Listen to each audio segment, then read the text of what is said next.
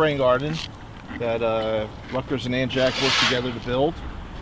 It's funded by the William Penn Foundation, right? The National Fish and Wildlife Foundation and William Penn. So the idea with this is that the whole parking lot runs off when it rains to this corner of the parking lot, and it usually goes into a catch basin down there, and that dumps it right into the ditch, and it takes it right to the lake, which is behind those trees.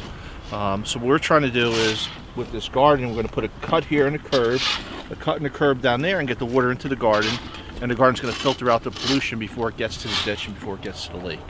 It's a very simple practice you can do. It's a landscape feature that can be beautiful, and as soon as these plants grow next year, it's going to be beautiful, and provided we come back and weed it every once in a while, that would be nice, right? Absolutely. And the idea, it's going to be treating a ton of water from this parking lot. Okay, and that's what the goal of it is. And this is something that everybody in their own home can do. So if you have a downspout for your house that's going out to the roadway, you can cut that off and put it into your own little rain garden. It doesn't have to be this big, but it can be a simple rain garden. It's just a shallow depression that's designed to capture and treat stormwater.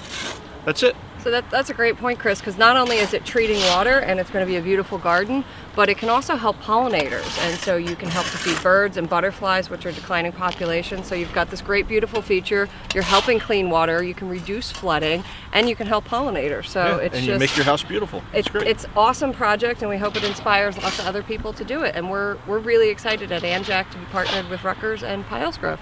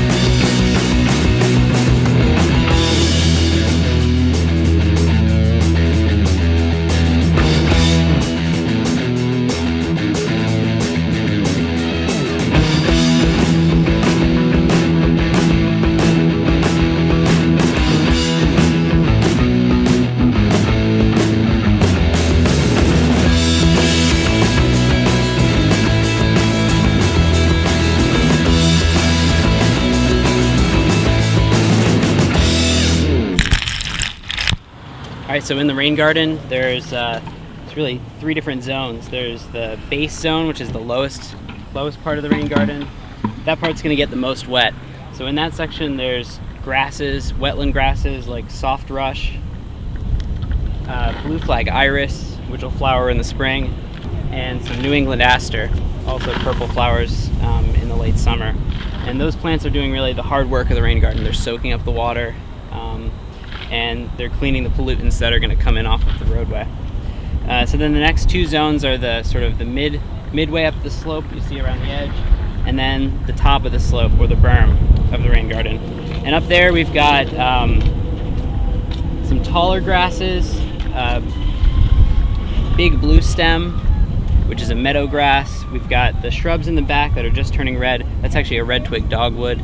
Those get bright red in the winter, so they provide some winter interest for the rain garden. And then around the edges, we've got some perennial flowers, monkey flower and foxglove, a white flower and another purple flower. And those will just provide some interest throughout the year, as well as cleaning up the water.